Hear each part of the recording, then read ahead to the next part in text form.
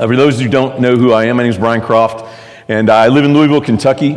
I am married to Kara. Kara and I have been married 26 years, Lord willing, at the end of this month. I have 4 children. Samuel is 23. My son Samuel lives in Minnesota and works there. And then I have 3 daughters. Abby is 21, Isabel is 18, and Claire is 15. So in the last 2 years, 3 of my 4 children have left the house. So now you know how to pray for me. So it's actually been good. A lot of change, but for those of you who have had children launch out of the house and all those kinds of things, you know what that's like. But it's been good, but a lot of change in our family. I served as a pastor of a local church for 25 years in some capacity. 17 years as pastor of Auburndale Baptist Church, which is in the south end of Louisville, Kentucky. I'm going to share a little bit about my story with you all today. But I left there 2 years ago. I transitioned from there to lead practical shepherding full-time. So I've been doing this for 2 years now. And that allows me to do a lot of things. But one is to be able to travel more and be at events like this. So another reason I'm grateful to be here. I also lead the Church Revitalization Center at the Southern Seminary in Louisville, Kentucky, just as a part-time role. So wearing a lot of hats, but it all kind of runs together. As a lot of this kind of ministry does, I love to be able to care for pastors' wives, church leaders, and all the things that we're doing. And so thank you for having me. And I'm going to share a little bit about my story. I spent 8 years doing associate pastor work at a variety of different churches. And then I went to be the senior pastor of Auburndale Baptist Church. And I went into a situation that I was told was going to be difficult, but we didn't realize how difficult it would be. And in the first 5 years of my pastorate there were 3 different movements to get me fired. There were threats of violence against me. At the end of those 5 years, the church ran out of money, and I started having health issues at the ripe age of 34 years old because of the accumulated stress that had come from those 5 years. And so I want to be able to share a little bit out of that story, and hopefully some of you might be able to connect even with some of the challenges that come with ministry and some of the things that I dealt with. Last thing I want to say is I love these kinds of conferences that last most of the day, and I would love to meet you, love to hear your story. I'm here to meet you and get to know you as well, so please come find me during a break or lunch, and I would love to just have an opportunity to meet you and hear about your story, hear about your ministry, okay? So how about I pray and ask God to help us as we get started today. Lord, you are great and you are worthy to be praised. So we thank you for bringing us here. Thank you for every man and woman in this room, the lives they have, the ministries they represent. And Lord, we pray that your Spirit would come and minister grace to us. Remind us why we have said yes to the call on our lives, even though we face things harder than we could have imagined at different seasons. You've brought us to this moment. So Lord, we pray you would encourage us, remind us, you're powerfully with us, and you're at work in our lives and in our ministries. And Lord, I pray all of this in Jesus' name. Amen. I want to ask you to think with me for a moment. Think of something that you can accomplish in your life in about a 2-year time period. Just think about that for a minute.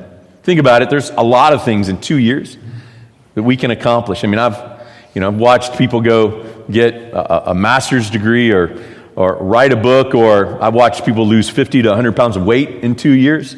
Watched people, go and invest in a house and flip it and do several houses like that in a couple of years. I mean, just think about all the things that you can accomplish in a 2-year period. And we have all this immediate information that's available to us in the internet. We have grown to expect us to do a lot in our lives in a short amount of time. But here's the challenge with us, most of our life working that way. When it comes to pastoral ministry, 2 years, not very long, is it? No, 2 years is not very long. In fact, here's what 2 years in the ministry does show you. 2 years is just enough time for a pastor to realize what a mess of a church he just took. And 2 years is just enough time for that church to realize what a mess of a pastor they just got. And I'm convinced that's when the real ministry begins, actually, about 2 years in. Because the honeymoon's over and everybody knows what they've got, and You start grinding the ministry out in that place. Here's the problem that I see with that. The average stay of a pastor in many places still is 2 years, 3 years, 4 years. Pastors, instead of realizing at the 2-year mark that that's the time to really evaluate what I have to work with, pastors are evaluating, is this ministry even salvageable? So with 85% of churches either plateaued or declining, many churches are struggling. Established churches are struggling. Plants are having a hard time lasting longer than a few years. And 2 years is just enough time to realize what you have to work with. But unfortunately, a lot of pastors are evaluating their whole ministry at that 2-year mark. So I get hundreds and hundreds of pastors that reach out to our ministry in a given year now. And we hear so much of the same thing. Here's the same message that we hear so often. Pastor reach out usually at the 18 to 24 month mark of his ministry. And his email or phone call will go something like this. I've been here 2 years. No one likes my preaching.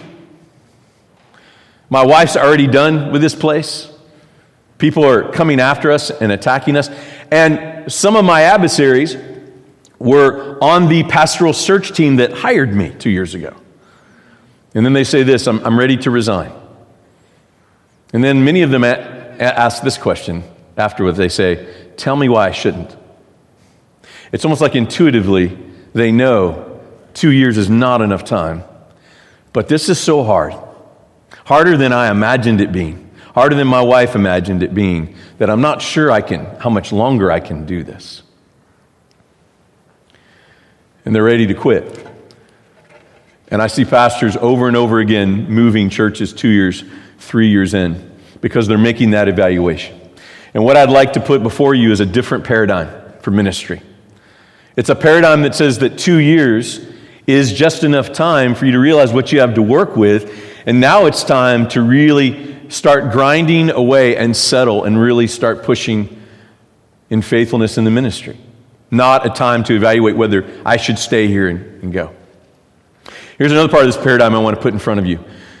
That if you're not willing to go to a church and pastor it and be willing to stay a minimum of 5 years, that you won't even go. You would realize that you're going to leave that church worse off if you leave inside of 5 years. Here's another part of this paradigm I want to put in front of you. When your adversaries come out of the shadows in the church, and some of them were on the pastoral search team that hired you, it's actually a sign from God to stay, not leave. Because those adversaries so often become the evidence that we think God is telling us to go to the next church. Well, what if it's evidence to stay? And I want to show you this paradigm in a text I think often gets overlooked, certainly for ministry, but it's found in 1 Corinthians 16. So would you take your Bible and turn there with me? 1 Corinthians 16.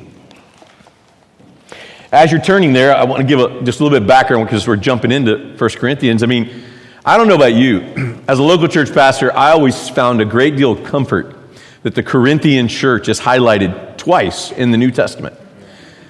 Because they were a train wreck, and so was my church. So I kind of felt like I was in good company.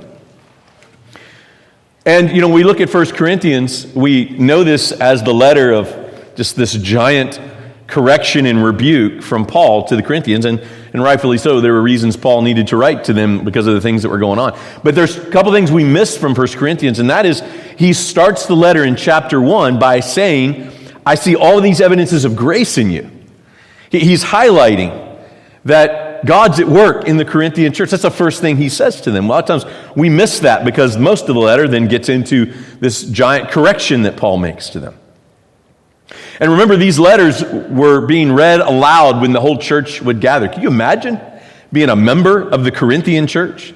Gather the whole church together. Somebody stands up to read this letter. Can you imagine what that experience was like the first time? And when you get to chapter 16, which is what we're going to look at, if I was a member of the Corinthian church, you'd have this thought. Other than being really excited about the resurrection being real, which is 15, I would have this thought. I'm not sure Paul likes us very much. So he comes to 16, and he speaks about his travel arrangements and all those kinds of things, which, by the way, a lot of times I think we overlook. Hopefully you guys, many of you are preachers, hopefully we don't, but a lot of people will overlook the ending of these letters as kind of housekeeping, say hello to this person, greet this person, I'm traveling to these places. In fact, I didn't see what I'm about for us to look at until I preached through 1 Corinthians many years ago in our church, and I was forced to preach chapter 16. And I saw what I'm convinced is a stunning paradigm for pastoral ministry in any context and in any culture. And so Paul, because he had that instinct, hey, this is a hard letter I just wrote, and he opened with, I see all these evidences of grace in you. He comes to chapter 16 and says, by the way, I want to come see you. He reminds them of his affection for them. I don't want to just pass through, I actually want to come see you. But there's some reasons I have to stay in Ephesus, I can't come just yet. And so that's where I'd like for us to pick up. If you find chapter 16, verse 5, I'm going to read verses 5 through 9.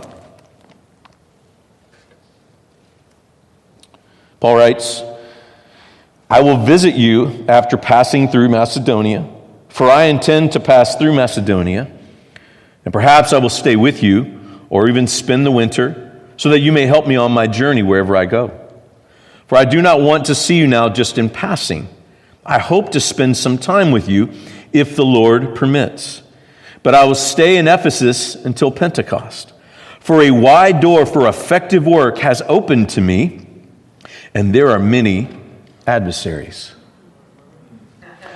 This is God's word. Amen? Amen. So Paul says, hey, in a sense, I know this is a hard letter, but I still love you. I want to come see you and spend time with you, but I can't come to you just yet. So don't take my absence as a reason that I don't love you. But there's legitimate reasons I can't leave Ephesus yet to come and see you yet. And he gives two I want to give you. The first reason Paul stays in Ephesus is the work's not done yet. The work's not done yet. Look at verse 7 and 8. For I do not want to see you now just in passing. I hope to spend some time with you if the Lord permits. But I will stay in Ephesus until Pentecost, for a wide door of effective work has opened to me. So there's something left for Paul to do in Ephesus. So even though he wants to go see the Corinthians, and he writes to them to tell them that, he says, I can't come to you just yet. Something is still there in Ephesus that Paul can't leave yet.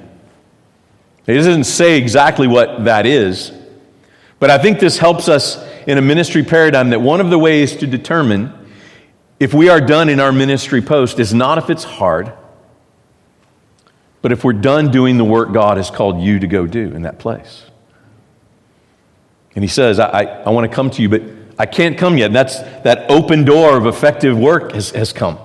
And I have to stay here to be able to finish the work that God has Paul to do there. So that's the first reason he can't come to the Corinthians just yet. He says the work's not done yet. But there's a second reason. Did you notice that at the end of verse 9? The second reason, for a wide door for effective work has opened to me, and there are many adversaries. How often, brothers and sisters, do we see the adversaries and experience them and intuitively think, man, I'm in the wrong place. What did I just walk into? I must have misheard God. The amount of conversations I have with pastors who are hurting, and it's legit. They're there, and they say to me, I've never experienced this. I think I missed the will of God. I had no idea this is what I was walking into. But do you notice one of the reasons that Paul stays is actually the presence of many adversaries? The adversaries is the evidence that Paul's supposed to stay, not leave. I mean, how often do we experience the adversaries and think something's wrong? Or experience the adversaries, whatever that looks like, and question that we made the wrong decision? But what if the adversaries is the sign that you are exactly where you're supposed to be? See, we go out and we preach the word and we shepherd people and we try to share the gospel and meet our neighbors and reach the community and make disciples. I mean, if you're doing all that work in that dark place where your church is, why are we surprised when the enemy comes prowling like a lion looking for someone to devour? We're surprised when the enemy comes against our ministries. What if that's a sign that we're actually doing what we're supposed to be doing it in the exact place we're supposed to be doing it? So Paul says, I can't come to you just yet because my work's not done here, but I can't come to you just yet because there are adversaries here. And I have to stay until God releases me. I met my adversaries at Auburndale Baptist Church just 3 months in. So whatever that honeymoon thing is that people talk about, the first year, whatever that honeymoon phase, you'll have to tell me at lunch what that is. I'm not sure exactly what that is. Now, I was taught when I went into this church, it was a Southern Baptist church, struggling, dying, been around about 80 years, and it had about 30 elderly folks in it, in their 70s, 80s, and 90s. The building was falling down around them. The church was in financial shambles. But I'm an optimist. I felt called to go there. I thought, oh, God's going to want to do a great thing. When we heard about this church, and my wife was like, are you insane? You're going to take us there? And as you can imagine, my wife was more intuitive about it than I was, and she was more right about what this situation was like. And I had a mentor that taught me to go in, you go in and preach the word, you love the people, don't try to change anything right away, just go in and be faithful and preach and love people. And that's what I went in to do. And I inherited a music leader at the church who, strangely, when we talked, he wanted to become the pastor, and the church didn't call him, they called me instead. And then at some strange moment, he even shared with me that he was the one responsible for getting rid of the previous pastor. I'm not sure why he had told me that, but that's what he shared with me. But I went in, go preach the word, love people, work with the staff that you have, and so that's what I went in to do, and we worked to try to win him. There's another challenge with him, that was that he was tone deaf. Now, if you don't know what it means to be tone deaf, it means you cannot hear pitch. So you can't hear the proper note when a song's being sung. Now, by the way, if some of you are tone deaf, no judgment. Some people are tone deaf, and that's okay. You probably should not be the guy to lead the music to help everybody else sing in the church. And that's what I inherited in this guy. But I was taught, hey, work with what you have, so I did. And in the first couple of months, there were some new people who showed up, probably just checking out the new pastor and those kind of things. But visitors for the first time in years had come to the church those first couple months. And then we saw that this music leader was actually, we really felt like we were winning him because he was going and greeting the visitors after church. We thought, oh, this is great. We're winning him. He's on board and he's going. And this went on for several weeks until one of those visitors came up to me after the service and said, Pastor, I just feel like I need to share this with you. Your music leader came up to us after the service. And he said this new pastor, he is bad news. He's crazy. He's going to destroy this church. My recommendation to you is to leave and never come back. Now, I am not a church growth expert. But I'm pretty sure that's a bad way to grow a church. So as much as I didn't want to shake this up, I knew we needed to address this. Sat down with him to talk. It did not go well at all, and he declared war on me and begun in a Southern Baptist congregational church to rally a group of people to try to come together and vote to get me fired. It's a longer story than I have time to tell, but God gave me some leverage with this man that actually allowed me to be able to force him to resign and to do so quietly. And after a big war and conflict and blow up in the church, he actually had to agree to this, and he did. And eventually transitioned and left quietly, peacefully. A month before he left, there was a young single guy from the seminary who showed up at the church, heard about what we were doing, just wanted to come help. And he came in and was musically gifted, was theologically sound, was a sweet, humble servant. And he came in and just said, hey, whatever I can do to help. And he ended up stepping into that music guy's role just as the other guy was leaving at the same time. And he served our church for 5 years and was a huge blessing to the church. And he had the same first and last name of the previous music guy.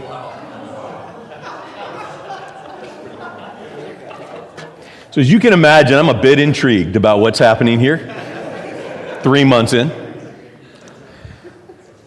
I stayed out of trouble for the next 18 to 24 months because the church numerically grew. And as all of you know, at least in a Southern Baptist church in Kentucky, if your church numerically grows for the first time in 30 years, even if they hate you, they will leave you alone for a little while.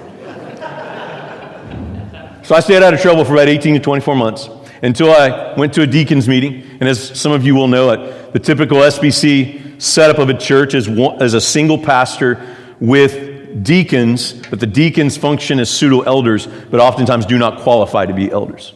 And I walked into that very traditional, classic setup. So I'm in a deacons meeting 2 years in, and I take Hebrews 13:17 really seriously, that I'll give an account for every soul under my care. And so I did not brought this up to this point. 2 years in, sit down with the deacons, and I said, hey, we have about 40 or 50 people who are attending church on a Sunday now. And we have like 780 people on a membership roll. And I just want you to know I take seriously that I will give an account for every soul. Can you just help me understand this list? And where are all these people? Didn't even suggest we do anything about it. Just waited 2 years to just present it to them. And there was this old man, a deacon in that meeting. His health was fading. He was a pillar in the church, been around 50 years. He doesn't say much. Typically, his health was struggling. He would come just mostly listen. And I just brought this up like that. And in that meeting, he stood up and he shook his finger in my face and he said, Pastor, your honeymoon's over. And I had no idea what I had done. I had no idea what bear I had poked in that moment. I found out later what had happened. Apparently 20 years before I got there was a pastor who had removed a ton of people off the membership rolls in a really unhelpful, unloving way. And it caused all kinds of wounds in the church. And me bringing that up, just mentioning it, kind of ripped the scab off of that old wound that made this old man who never said anything come after me in that moment. Which, by the way, God taught me one of the most important lessons of ministry I had ever learned in that moment, later from that experience. When the adversaries come after you as you're trying to shepherd the people, sometimes those adversaries coming after you has nothing to do with you. It has to do with the previous pastor or 5 previous pastors before you and something he did, and you all of a sudden stepped on a landmine and have no idea that you did. And I didn't know what that threat meant until a couple of months later. I was in Minnesota on vacation with my family, visiting some of my wife's family that's from there. And while I was gone, the deacons called a meeting, and they pulled in my associate pastor, Mike, guy who had come to just help me at the church when I went there. They called him into a meeting, and the meeting was this while I was gone on vacation. The plan was to find a way to remove me as pastor while I was gone, and if he helped them do it, that they would make him the pastor when I was gone. Now, there's something important you need to know about Mike. Mike's in his 40s. He has a high school diploma, no college, no seminary, no ministry experience. Self-taught teacher of the word, real gifted teacher of the word, but he was feeling called into the ministry and came with me to help get some experience and try to help me. But Mike's greatest fear was that in his pursuit of ministry, he was afraid no one would ever offer him a church job because of his lack of education, his lack of experience, and his age. And these deacons just dangled in front of him a pastorate. And Mike said no. He said, what you're doing is wrong. And he shut the meeting down, and he goes out and calls me. I'm convinced that where the church was at that point, that if he would have helped them, it's very likely they could have pulled that off. But he said, no, what you're doing is not right. Shuts the meeting down, goes outside and calls me immediately. He calls me, and I can still remember where I'm standing in a Minnesota cow field, talking to him because it's the only place I can get a cell signal on the property that I was staying on. And Mike explains to me what had just happened. And they had shut the meeting down and dissolved it. And so Mike is the reason that did not go through. And that was at about year 2.5. So I came home from vacation after that. And I got to be honest, I didn't go on vacation a whole lot after that. In fact, it was fun. When I transitioned after 17 years at the church, I had totally forgotten about it. We had elders at the time. We had eventually moved to elders. And my elders said, we have all this backed up vacation time from like 10 years ago that we're not even sure what to do with you as you're transitioning out. They had to figure out what to do with it because I didn't feel like I could leave for several years after all that happened. But the worst firing attempt happened as a third firing attempt, and it was at year 5. And it almost imploded the church and just split it completely. It was the conflict was over a leadership structure change that I was moving the church to. Remember, 5 years in. This is not 18 months in. I waited 5 years. I spent years teaching through the Bible on these issues and was wanting to move. It's changed some leadership structure issues, and that's what they made the issue over. But to this day, I don't believe that's what the issue was about. The issue was about authority. The issue is about who was in charge. And what had happened over the course of 5 years, the church it was slow, but it was steady growth in the church, coming in under the direction I was wanting to try to take the church. And in 5 years, that there are some folks who died. And they went to be with Jesus. And all of a sudden at year 5, in a Southern Baptist congregational church, the people who had come to the church in the last 5 years became the majority. In a congregational church, they are the ones that have the authority then. And there was about 4 or 5 families that were kind of the ringleaders who were the ones constantly coming after me. And so I want to be clear about it. This was not a young, old thing. I had some older members who were dear saints who cared for me well and supported me. So it was not an old versus young. There's about 4 or 5 families that held a stranglehold on the church for 40 years that led it to this place, which is really common in dying churches. And a lot of times the pastor has to go in and be the ones to face them. So the plan was, what happened in year 5 is when they realized that it had happened before they realized it. So then they felt like they had one last shot to come after me. And so they came at me with everything they had. The lowest moment was probably at a funeral home where a beloved church member had died, and the visitation for that person was taking place. And I don't know if this happens up here, but at a funeral home, the visitation happens usually like the day before. And it's a time for the family to greet people who they come to see them, pay their respects. And there's a kitchen at many funeral homes where the family, can get a break and go eat some food, take a break from the visitation, and they come back. Well, there was a meeting called in the kitchen of the funeral home of this person because they knew everybody would be coming to the funeral home. I wasn't invited. I heard about the meeting. And I'm told it was standing room only in the kitchen. And the plan was to go find as many people as possible who were still on the membership rolls, who had not been to the church in years, to come back and come to the business meeting and vote down my leadership structure change I was about to present. And then they would make a motion to remove me as pastor in that moment and would have the numbers to be able to do that. I get wind of the plan, and I go to the ringleader, one of my deacons. Go to the ringleader, and we meet the night before the business meeting. We sit down together, just the two of us, and I look at him and I say, I have the votes for this structure change, and I do. But I'm not going to put it forward.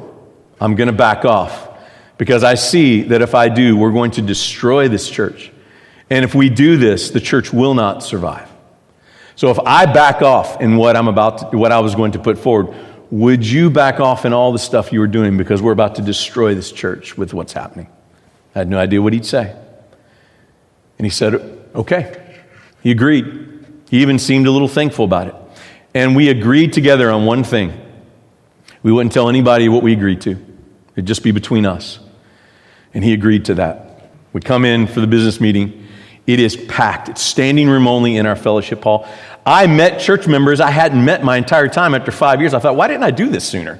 It's a way to rally all the people on the list, but nobody knows where they are. Go through the business of the church, typical stuff. And we come to the spot where I was about to bring this up. And I said, okay, that's all we have. And I prayed and shut the meeting down. And people were just in shock. They came for a circus. And it didn't happen. And we shut the meeting down. But the damage was done at that point.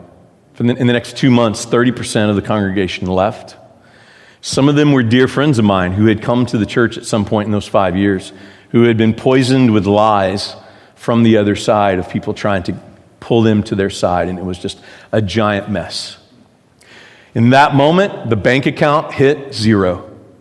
absolutely no money in the bank for the church. I was a full-time pastor, so it was my only source of income. And at the ripe age of 34 years old, I began to start having physical issues of my body pretty much breaking down, shutting down because of the accumulated stress that I had been under those 5 years. I developed a heart issue that I actually to this day still have to manage that showed up during that time period. And docs couldn't diagnose me, and they finally realized that these were symptoms from, as they started hearing about all the things going on at the church, they concluded that these were things that came from the accumulated stress of those years. And it got pretty scary, and I thought maybe I was going to have to leave and walk away. But I stayed, and I stayed for two reasons. I got asked that for a lot of years. Why in the world did you stay after that? And there's two reasons I stayed, and here's the first one. This is actually a legitimate reason. Kind of a morbid curiosity of what could happen next after all this. You know that moment you're like, how bad could this get? Like, let's just see what a tragedy this story is going to be, how bad it actually might get. And there was a part of me that's kind of like, why not? We're here, you know? But there was a more significant reason I stayed. I was haunted by Hebrews 13:17. And I choose that word real carefully, intentionally. I was haunted. I wasn't inspired. I wasn't motivated by it. I was done by that point. I was haunted by it, which says, obey your leaders, submit to them, for they keep watch over your souls as those who will give an account. And I realized and learned another really important lesson about ministry that God taught me there.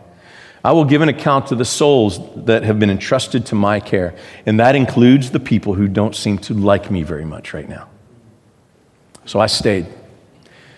My wife wanted to stay, shockingly. And some of those folks stayed still, people who were after me. And within the next 6 months, the ship just turned and the church flourished from that day on. It was almost magical.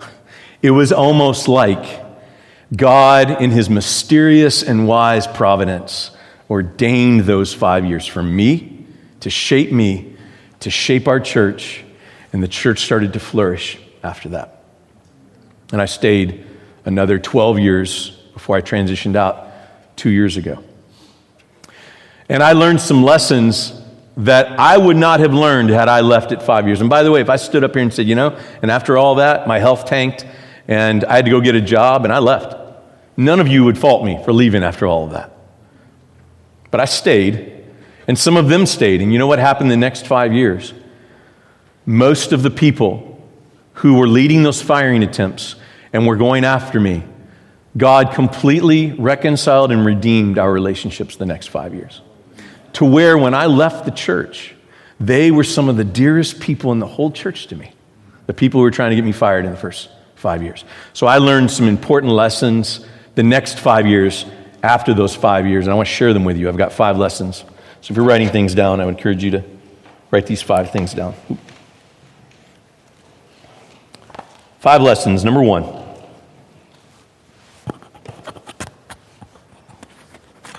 Sorry, excuse me a minute. 5 lessons. Number 1, the epiphany of patience. The epiphany of patience. I would have told you, if you would have asked me in those first 5 years, that I was the one being patient with these people. Preaching my heart out. I literally preached to snarls and scowls for 3 to 4 years in that church. Not everybody, but certain people. Literal snarls and scowls. Preaching my heart out, trying to figure out how to preach, preaching my heart out, trying to shepherd and care for these people, I'm going to their house, trying to get to know them, and they just weren't receiving my ministry. If you would have asked me, I would have told you, man, I am really trying to be patient with these difficult people. You know what I found out the next 5 years after I stayed? Actually, these people were being just as patient with me as I thought I was being with them. A lesson I wouldn't have learned if I hadn't stayed past the 5-year mark. Let me give you an example. There's an elderly widow. She's still there, still living. She's 96 years old. Her name's Betty. And Betty had a routine. She had been a member for 50 years in the church. And she would come find me at the end of the service. So I'd be standing in the back greeting people as they left. And Betty would come to the back and she'd do two things. She would tell me she hated my preaching and why, which was kind of refreshing if you think about it, because she actually would come tell me and even tell me why to try to help me. And versus, other people hate your preaching, but they tell other people, they don't come talk to you about it. Well, Betty actually came right to me. This was our routine literally every Sunday for the first 2 years of my ministry there. She came and said she hated my preaching and why. And I want you to know, I did what every wise 29-year-old pastor would do in that moment. I dismissed everything that old woman was telling me. I mean, she's like an 80-year-old widow. What does she know about preaching, So I just dismissed every time. She just came back, let her say what she needed to say. I just totally dismissed what she was saying. Now, I realized I did need to grow as a young preacher. So I actually worked really hard to try to figure out how to preach well, find my own preaching voice, which I think takes 400 to 500 sermons, obviously. But I was working hard to try to grow, tweaking my prep and getting feedback from other people I trusted and reading books, all these kinds of things to try to grow as a preacher. And it took about 8 or 9 years, and I really felt like I had gotten in a groove finally. I found my preaching voice, and God was showing fruit of the ministry of the word by that time. So there was good affirmation that God was indeed at work through the preaching ministry, and there was evidence that it seems that God was using me in that way, in a way that was more effective than in earlier years. And I realized at one moment after that I had changed exactly what that woman told me to change 8 years before. And by the way, Betty loves it anytime she hears I tell this story somewhere. I used to go back to church, she'd be like, "Did you tell our story?" I was like, "Everybody knows, Betty. Everybody knows." And she became one of the dearest people in the whole church to me because she suffered more than anybody I'd ever known. She buried her husband. She buried 3 of her 4 kids. And the year I left, she had knee and hip replacement surgery the same year in her 90s. And our routine changed the last several years. So the last several years, she'd come find me at the back like she always did. And here's our new routine. She'd come to the back. She'd usually have tears in her eyes. And she'd tell me specifically how the word was helpful to her in all of her suffering. And then she did this every time. She'd give me this really big, tight hug. And she'd whisper in my ear, "I think that's the best sermon you've ever preached," which we all know is a big fat lie. But I knew what she was trying to say to me in that moment. And when I said goodbye to that church, she was one of the hardest to say goodbye to. In her 90s, 95 years old, when I left. Betty taught me the epiphany of patience. That Betty kindly came and told me every week what she wanted me to change to grow. But you know what she did after that? Other than just kept coming back, which certainly what you can imagine was a great nuisance to me. It happened every week. But she's just being persistent to come and tell me these things. Because you know what she would do then after telling me that? She didn't walk out mad and leave the church. She went and sat at that second pew all by herself, where her pew last 50 years. And she sat and listened to me preach week in and week out for years, knowing she was right. That's patience, friends. That's patience. So Betty, and that's one of several stories where I learned the epiphany of patience staying longer than 5 years, that somehow they were being patient with me as much as I was being patient with them. By the way, here's a way for you to compare this into your own life to understand it. Have you ever gone back and listened to a sermon you preached 10 years ago? Yeah, there were people who had to sit there for that, just so you know. Just think about that for a minute. Right? God's never done with us. We're all growing, and people are being patient with us more than we realize. So the epiphany of patience, that's number 1. Number 2, the sweetness of tough love. The sweetness of tough love. Oftentimes I talk with pastors, and I end up finding myself saying this to them at some point. So, did you go in expecting everybody was just going to love you? And that's what I think we say we want. But you know what? If we're really honest with ourselves, it's not what we want. It's certainly not what God has for us. But it's not really what we want, because there is something really sweet about having to try, as a pastor, to try to love and win somebody who is not for you yet.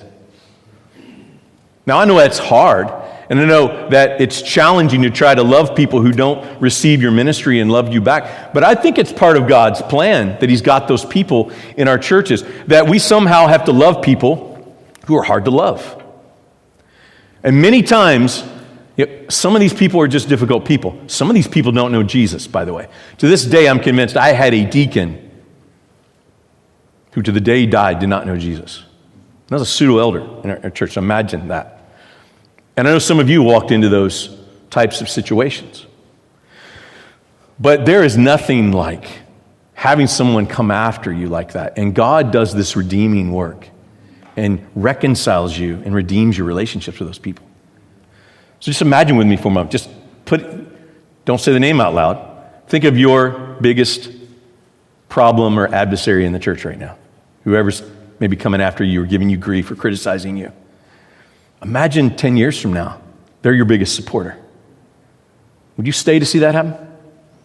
Would all the hard work to do that be worth it? By the way, not promising that is going to happen, but my story reflects that it's possible. That's one of the things God wants to do.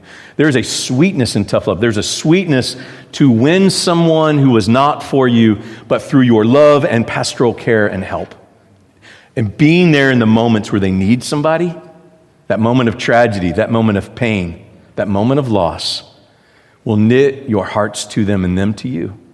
And that's the beautiful work of being a pastor. I had people who were after me, and I went and visited them at the hospital one time in a moment of crisis, and it totally changed the way they treated me. Look for those opportunities to care for people in their moments of need. There's a sweetness in tough love. So the deacon in the third firing attempt, that I met with, that was the ringleader of all that mess, that deacon stayed at the church. And one of my favorite moments for the last several years I was at the church, every Sunday, by the way, there are a lot of great moments on Sundays. This was one of my favorites every time. He would come find me. He's in his 90s now. He's still alive. And he would come find me, and he would give me this big hug, and he would smile at me and say, "Pastor, how you doing? How's your family?" We had this warm exchange every single week. I waited for that. I looked for it every Sunday I walked in. That was the man that I met with that third firing attempt that night before, who was leading all of this. There's a sweetness in tough love. The people who are most encouraging to me in the church where I was pastoring is not the 24-year-old seminary student who thinks I can't do anything wrong. He's not the biggest encouragement to me. It's the people that didn't like me or struggled with me or didn't receive my ministry for one reason or another, who God reconciled us. And one of the things I learned, that if someone flips like that, they will become a loyal, devout follower and supporter of you, if that ever happens. There's a sweetness in tough love. Number 3, the discerning perspective of scars. The discerning perspective of scars. Pastors' wives, church leaders, whatever your ministry scars are, none of them are wasted. Hear that. None of them are wasted. And you're like, that's a bold statement, Brian. How do you know that? Because it is a strong and important implication of Romans 8:28 for our life. All things work for our good. That includes all the ministry scars we have accumulated through the years you've been in ministry. And one of the ways I think God uses ministry scars is it gives us a wisdom, a discernment about decision-making in our church that other people do not have. So I'll never forget when I had a young seminary student came to the church. I read the latest 9 Marks book. I like 9 Marks, by the way, love them. But he read the 9 Marks book, and he comes to me, and he shares with me how troubled he is that there seem to be about 10 or 12 members on the membership roll that we have that aren't coming to church as much as he wished they would. And he came to me and was troubled by it and wanted to do something about it. And it wasn't that I wasn't concerned for those same people, but he was pretty bold about wanting to try to do something about it, less so than I was. And what I realized in that moment is he was not there when the church took 3 years looking for all of those people on the membership roll, and we removed 580 members in one meeting after 3 years of searching for people. We gave the whole list out to the whole church, said, let's go find these people. And the whole church used everything from Google, Facebook, to the FBI to try to find people. And at the end of that, we all came together and we watched grandmothers remove their grandkids because they realized that they didn't know Jesus and they couldn't stay on the membership roll. That seminary student was not there for any of that. So it gave me a perspective about those 10 or 12 people that, I wish they all would be at church more than they are. But we actually know where they are. They actually do come. I had a perspective that he didn't have, and it came from all those ministry scars around this stuff. And so do you. You have a wisdom and a discernment around your ministry scars. None of them are in vain. The key is, how do we not grow bitter from the pain of the ministry scars? And we're going to do some Q&A a little late throughout the day, and I would encourage you to ask questions around any of this as we get into it. But there's a discerning perspective with your ministry scars. None of them are in vain. Number 4, the inevitability of suffering. The inevitability of suffering. I've had the privilege to train and raise up a lot of guys for ministry, and I work with seminary students at the seminary with the role I play there. And if I find a guy who is hoping he's going to be the exception to the rule, that ministry is just not going to be uniquely hard, I usually go ahead and try to tell him to just go do something else. Because there is an inevitability to suffering. It's, I believe, part of the plan of God that pastors, missionaries are supposed to suffer in certain ways to accomplish and build the kingdom in whatever God is doing there. There's an inevitability of suffering. Charles Simeon, you're not familiar with Charles Simeon, incredible story. Pastored the same church 50 plus years in Britain in, I think, 18th, 19th century.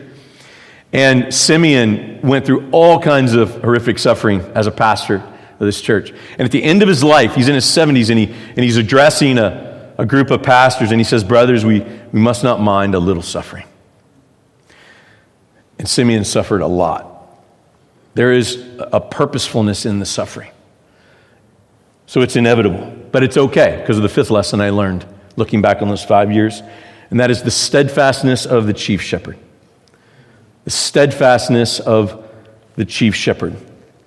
I hope that we all preach to our people that Jesus never abandons his sheep. He promises that. We should preach that regularly. But let me ask you a question. How much more true is that for the under-shepherds called by Jesus to care for his sheep? It's incredible. The number one thing I hear from pastors, arguably, about what makes ministry hard is I feel alone and isolated. Because ministry is lonely and isolating, by the way. But this is why we have to remember this part so much. Is that Jesus is not only with us, I believe he's uniquely with pastors. Because he's called and entrusted us to care for his sheep on his behalf. And I would have told you when I was in those first 5 years that I felt really alone. I asked all the questions you would imagine I would ask, that you'd be asking. Am I doing something wrong? Is God punishing me? Like, did I miss something here? Is there some kind of sin in my life I don't know about that I'm being punished for? And I asked all those questions as I'm going through all of that, as any of us would. You know what I realized when I look back on those 5 years later? Is that Jesus was uniquely present and with me. It's how I got through that time. I didn't know it. But Jesus was there. He was powerfully there. There was a steadfastness with the chief shepherd towards me because I was his under shepherd, caring for his people. And that's the same for you. There's a steadfastness with the chief shepherd. Jesus is with you wherever you are. Knows exactly what you're going through. He's for you, he loves you, and he is with you. And that, friends, is an absolutely undeniable truth that we find in the New Testament. So there's a steadfastness with the chief shepherd. And when I looked back, I saw how he was powerfully at work, sustaining me, keeping me during those years. Well, I want to conclude with a couple of updates on the church. So those are a few of the things from the first 5 years. But 2 years ago, I transitioned after 17 years, and I'd like to share a little bit of an update with you on our church when I left. And then what we're going to do is we're going to have a few minutes to be able to do some Q&A, to interact together about specifically what I'm talking about. We wanted to be able to give some time for that. So be thinking about that and mindful of questions that we're going to be talking about here in a few minutes. But let me give you an update on the church. So when I left at 17 and a half years as pastor of Auburndale Baptist Church, there were 75 members at the church. All accounted for, by the way. 75 members at the church. Our average annual budget over the course of 17 years was $120,000 annual budget. Now, one person in my church made a six-figure income. Now, when you hear that, especially those who have any kind of roots in the Baptist church, that's not very impressive, is it? In fact, some of you were probably expecting me to say, and now we run 1,000. Because that's usually what happens when you bring a speaker in and he tells a story and then he says, and now we have massive amounts of people. Sorry to disappoint you. 75 members when I left, $120,000 annual budget. Part of the reason Practical Shepherding exists is because it became my second job I had to go find. Because the church couldn't pay me full time anymore. So 75 members after 17 years. And I'm traveling in a lot of different circles, but you can imagine in SBC circles, there would be plenty of people tempted. Maybe some of you would be tempted to say, man, what a failure. 17 years and you got 75 people. That's it. You don't have any money. $120,000. And that would be a temptation for many of us. We have all drank too deeply from the church growth fountain is more than we realize. And we've been wired to think that way. But I want to share with you a few other things about our church when I left that I think says more of the story of what happened at our church than numbers or money reflects. So at the end of 17 years, those 75 members, there are 5 different generations present in those 75 members. From little babies to 96-year-old widow. 5 different generations present. When I got to the church, it was 100% white with hostilities towards minorities, particularly African Americans in our community, which I didn't know until I got there and saw that. By the end of those 17 years, we had 12 different ethnic groups come through our church to become members, some leaders, and some were even raised up and sent out back to their home countries to be missionaries or pastors. In 17 years, we raised up, trained, and sent out 32 families, either to the mission field around the world or into pastoral ministry somewhere. One of the reasons our church stayed smaller is we were a sending church and kept sending people out, which is a wonderful way to keep your church smaller, if you're trying to do that. And we can talk about this during Q&A and things, but a church being a sending culture, having a sending culture, there's cost to that. There's sacrifice to that. I'll never forget the very logical question I got asked many times. So let me get this straight. We're going to send out our best people, our best givers, and then do it all over again? Pretty much. That's the plan. Yeah. 32 families. And I have to say, as I left 2 years ago, the church, as a gift, my going away present at my last Sunday was a big map, a nice map that they had gotten framed. And they put white pens in every location that we had raised up and sent somebody out into the ministry who was serving around the world. And the list of the names of the families below it that were sent out. And that hangs on my wall at my office. And I couldn't have imagined a more meaningful gift. Because numbers and money is not how we evaluate the work of God in our churches. So if I say anything today, hear this. Let no one determine the significance of your ministry on numbers or money. Hear that. Let no one determine the significance of your ministry on numbers or money. Can numbers and money tell us some things? Sure. But that is not the main tool of evaluation for your ministry.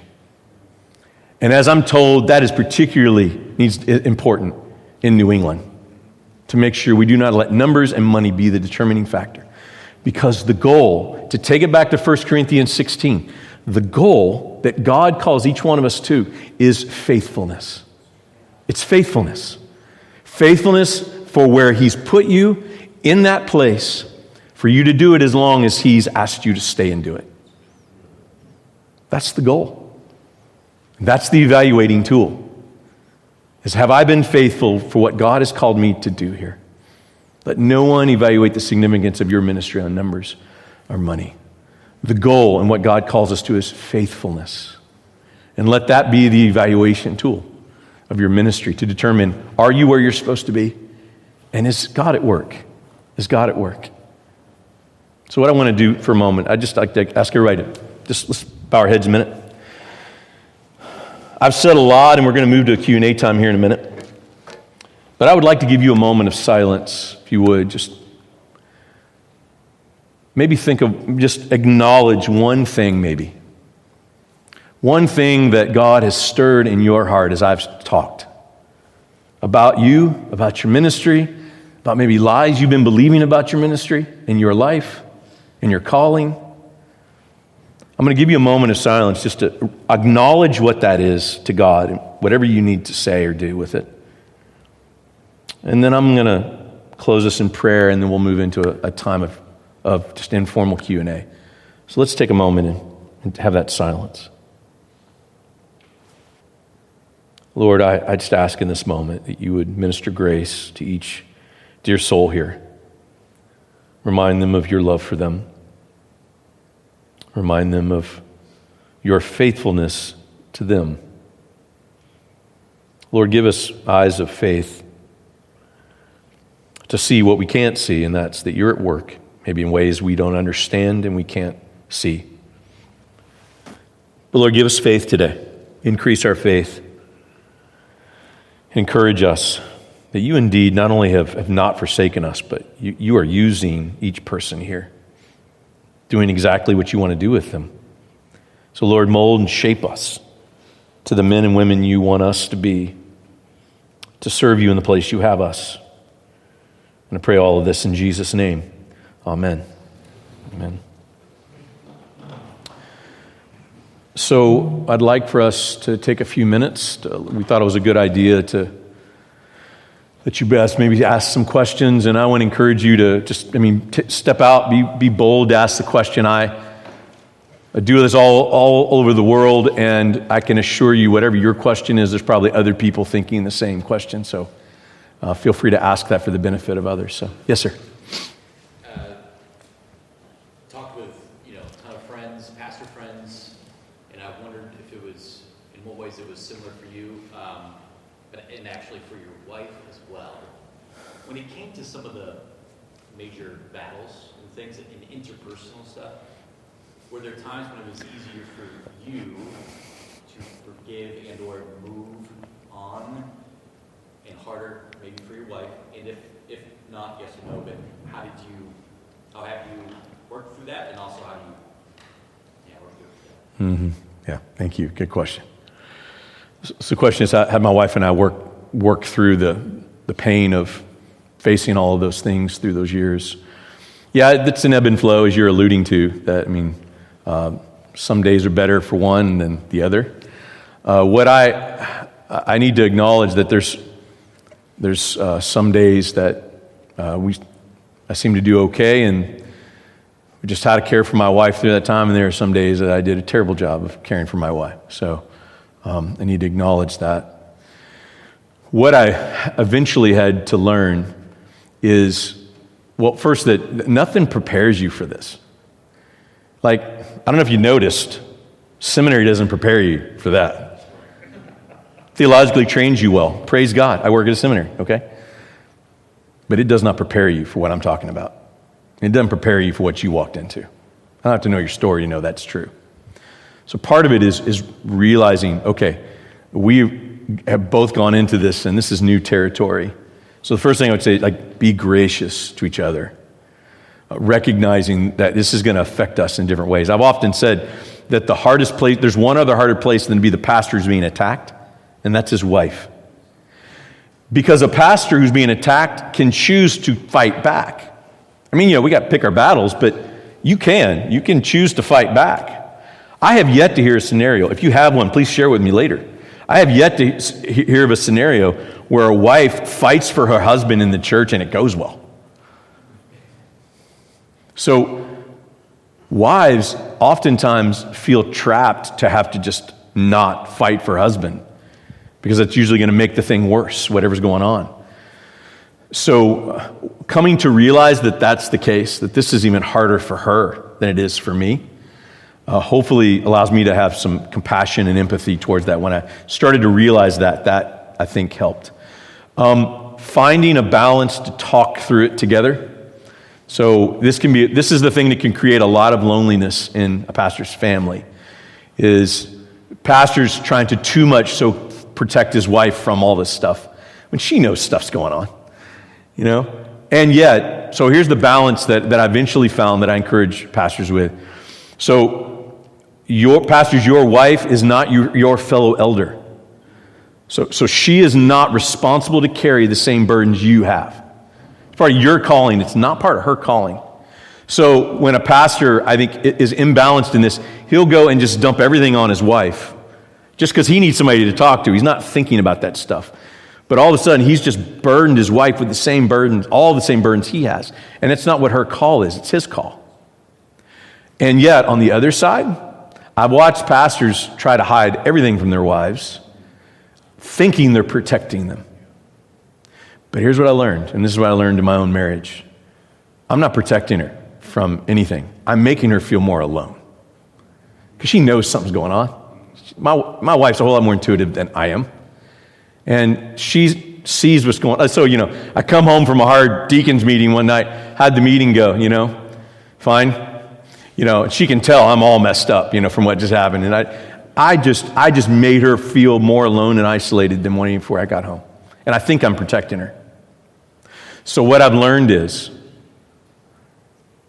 your wife does not want you to fix everything, and she just wants to suffer with you. That's what I learned. It took me a long time to learn that. And so I didn't do that good job of that for a long time. But I learned that there's ways for me to bring my wife into my suffering that does not overly burden her with all the details that I have to carry. And I think that's the balance to find with it. So, just one example.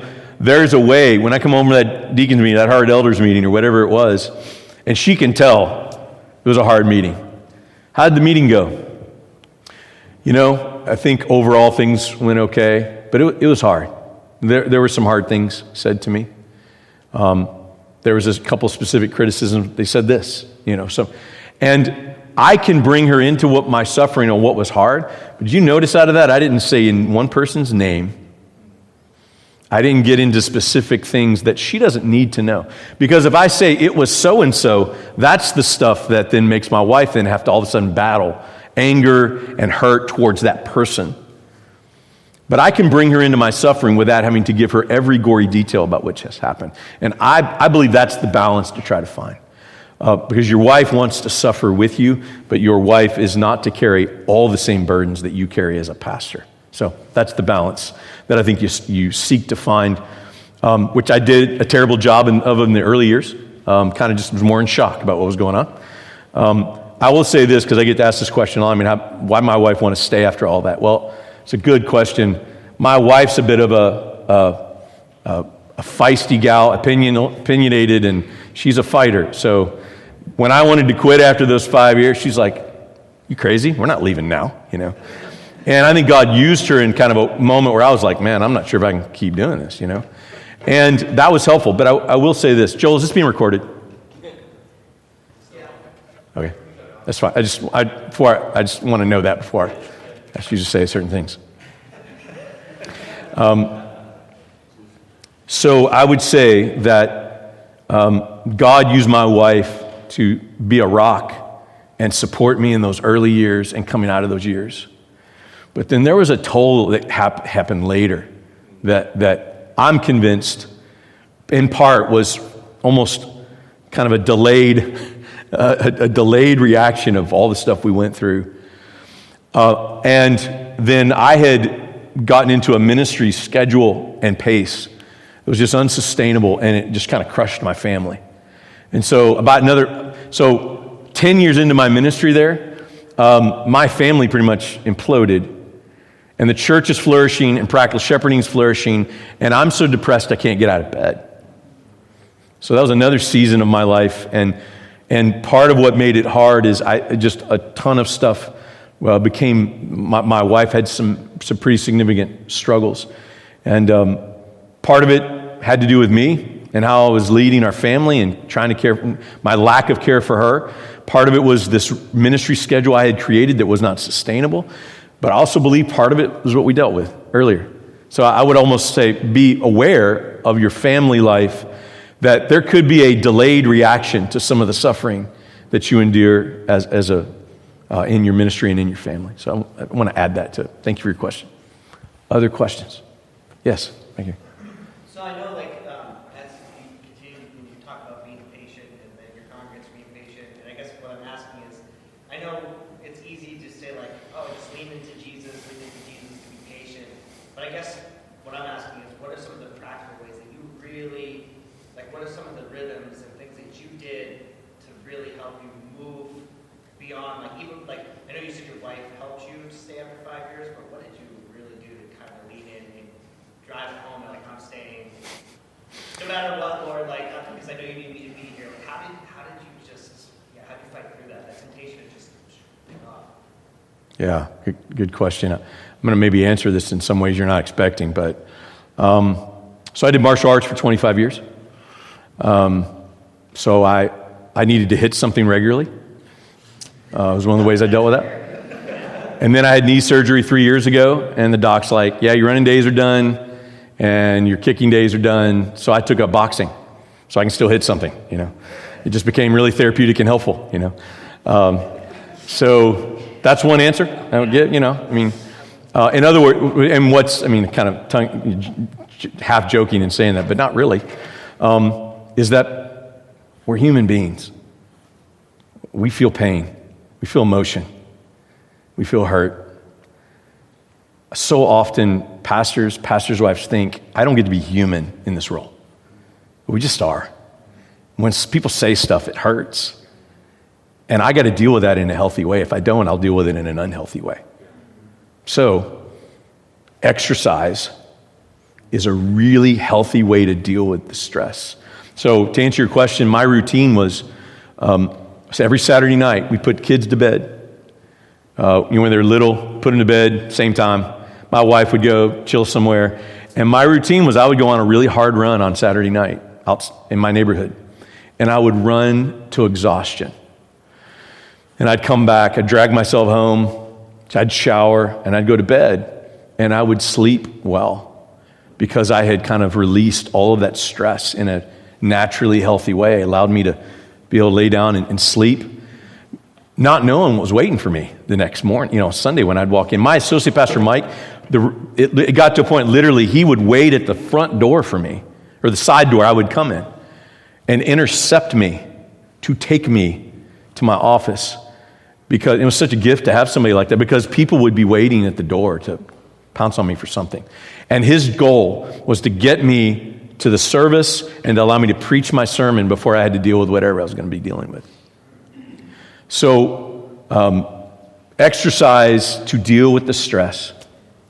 I later learned how to kind of emotionally deal with stuff. I was emotionally shut down for many years. It's a whole other conversation. But so I did not know how to emotionally process so much what was going on. Came out as anger and fear a lot, but just didn't know how to embrace grief and sadness and those things that I think are healing to the soul. So I think that's part of the exercise. Taking breaks, learning how to care for yourself.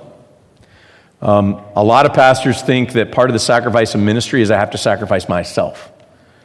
And that is a lie. In fact, we should, of all people, take really good care of ourselves so we have something to pour out for everybody else. But that's not how we think. A lot of times we think we just burn ourselves out. We run on empty all the time. And in our ministry, we deal with all kinds of pastors who do some pretty horrible, crazy things in their life they never thought they would. And a lot of times it's because they reach a breaking point they didn't realize they could reach. So I also feel like I need to say that I'm stubborn. So and my wife's stubborn. And I will say this, I think ministering in a hostile environment like I was in, though I know it's dramatic, it is hard, but I would say this, that in some ways being in that environment is easier than being in an apathetic environment. So a lot of you guys are in churches that are it's full of apathy. People just don't care. Preach a sermon, pastor. Don't go over 30, but preach a sermon. I got to get to lunch. I got other things I got to do. And I think that's actually arguably harder than what I was in, because this is how I'm answering your question. The environment I was in, it felt like you were in wartime. Like there's something to fight for here. So as hard as it is to preach to snarls and scowls to people, you spend all week laboring in the Word and try to minister the Word to them. As hard as that is, you are reminded on why you're doing what you're doing. There's a purposefulness in it. And I felt that. So there was something that was able to rise up in you and go, what I'm fighting for, whatever it is, it's worth it. It's worth it. That's why I'm here, you know. And being driven by wanting my life to matter and count, I would say that kept me fighting for the things that I felt like I needed to fight for. That was the other thing too. I believed in what I was doing was right. And I also believed in this church was worth fighting for. And that was a huge motivator. And I would say, my wife, she would say, yeah, that was a big motivator for her. So I think allowing that purposefulness, that truly believing in what this is not theoretical to me. I really believe the Word of God is enough to build this church. So I'm going to keep preaching regardless of what snarls I get in my face. And I'm going to try to also keep growing. Because as one of my friends says, if people don't like your preaching, you need to ask yourself the question if you're preaching bad sermons. So you got to do that part too. But many cases, if you have unconverted church members sitting there, they're going to hate the Word. They're just going to. If you've had somebody who has never had the Word preached to them, I was the first expository preacher in the 80-year history of our church. And for years, the criticism I heard, why are you doing Bible study for the sermon? And they just didn't get it. They just didn't understand what I was doing. And of course, again, I was young. I needed to grow. But I was certainly preaching in a vastly different way than they had ever heard. So very typical Baptist preaching is people are expecting you to preach and do what like Billy Graham did at crusades. At least in Southern Baptist context, that is really common for. So a guy goes and gets a 96-hour MDiv from Southern Seminary and has 1,300 classes on preaching, expository preaching, and he goes into his first Southern Baptist church and they're like, "Why aren't you preaching like Billy Graham?" And he just has no idea how to process that. So, I think that's part of just when you're trying to change unhealthy patterns, that's it's going to take time and you're going to have to fight through that. But you got to believe in what you're fighting for. Yeah, thanks. Yeah.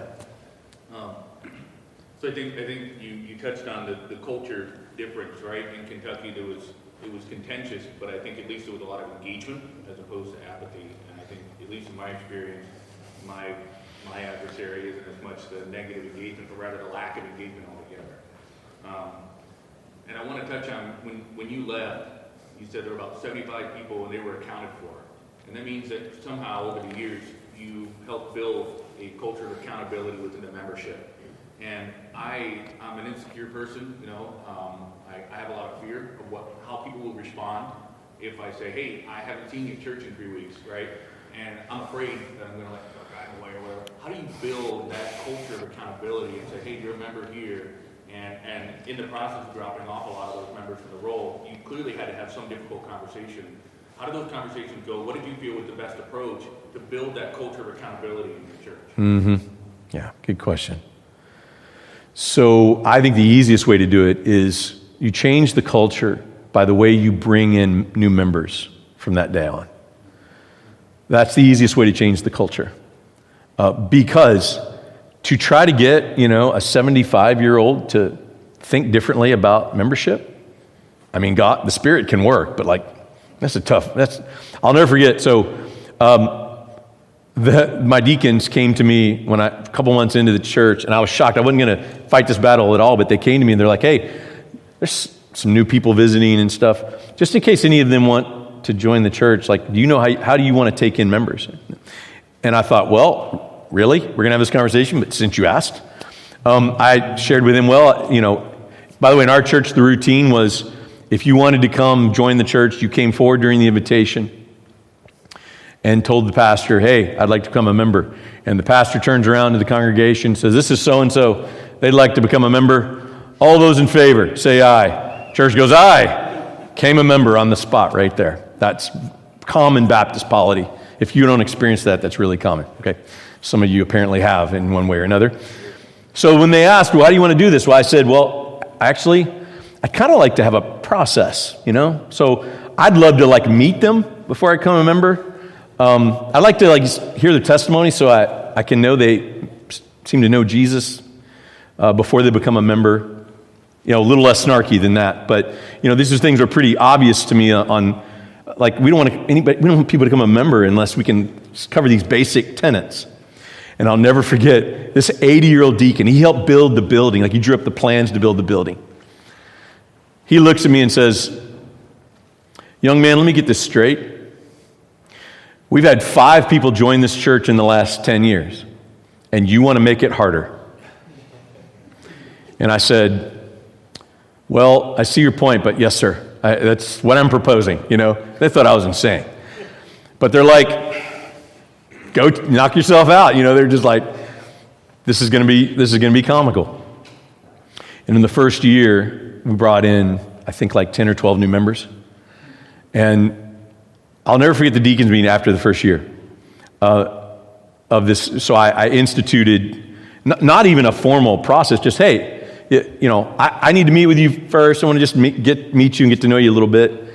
And then at a business meeting, we will, that's where we'll vote members and not on Sunday mornings there. That was just the main thing I adjusted. And this 80-year-old deacon, I'll never forget, he couldn't deny that more people had joined the church in the first year of this new process than the last 10 years. He had to acknowledge that. But it was interesting to watch him wrestle. He didn't have a category to make sense of it. And he was acknowledged. He's I see it. But he didn't even know how to explain it to anybody what had happened.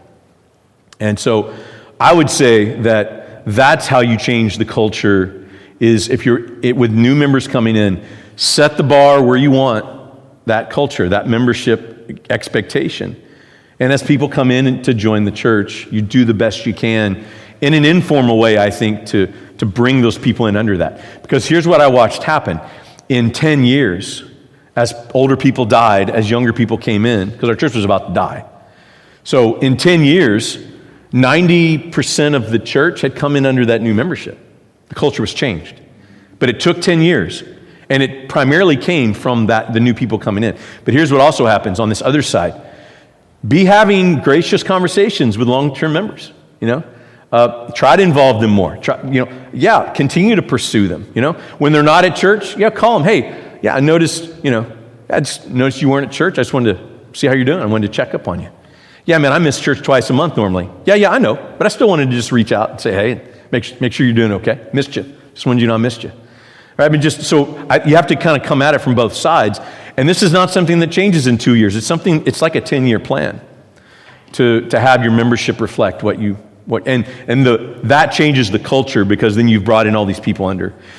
Last thing I'll say on this, the people who come in under that, then they go and when other people come to visit and join, those are the people going out and reaching out to those people, and there's just this trickle effect. Yeah. Great time. Maybe one more question. Yeah, back.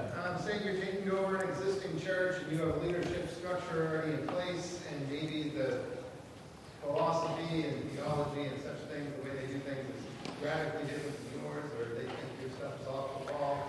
How do you do that? Yeah, and in kind of a similar way, in that you work with what you have.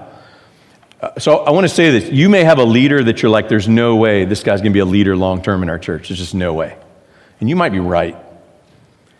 But don't underestimate what could happen, how God could work in that person's life through your influence, through your ministry, through your mentoring. Because it's very likely if you have a leader in the church, I don't care if they've been a leader in your church a long time, it's very likely they've never been pastored. They've actually never been shepherded by a shepherd. So don't miss how God might work as you shepherd and disciple that person, maybe for the first time in their life. And I mean, just even in just my example, I mean, the deacon who led the third firing charge, like he's 95 now, and he's still deacon in the church, and he was a faithful man. I would have told you didn't know Jesus in year 3 and 4 the way he was treating me, but I was wrong. So I think you have to, give people time, let God use you in your ministry, your current leaders, and then in the same way with the membership, you have to pray and you have to look for future leaders that are potentially there. Almost every new member that comes in, almost every visitor that comes in, you meet them, and you're like, Lord, not only would you send them, let them qualify as an elder, please. You got to almost be regularly praying as God's bringing new people into the church. We're going to talk about leadership, continue to talk about leadership stuff more later today, but those are kind of the two ideas around it. Yeah, good question. So Joel's going to come up. One of the books, the Pastor's Soul, was given to each of you, and one of the things we're going to do, a giveaway we're going to do, is there's something we call the trilogy. So we believe that the 3 areas of a pastor's life you have to address for a pastor to thrive is his own soul, his ministry, and his family. Those are the kind of the 3 core tenets of practical shepherding. So we got to care for his own soul. He's got to care for his own soul, teach him how to do that. He's got to know how to do real ministry with real people, knowing most are not getting trained in those areas. And then he's got to know how to care for his family. And I believe that all 3 of those areas have to be thriving for a pastor to truly thrive. You have the Pastor's Soul, and we have the other 2 books, and they're also in the back table you can pick up and complete the trilogy. But we're going to give 2 of the family and ministry book away for somebody to be able to have the trilogy together. So, all right, so good to go. All right, first of all, just awesome to have you, brother. Thank you for being here. You guys are blessed. Yeah. Thank you.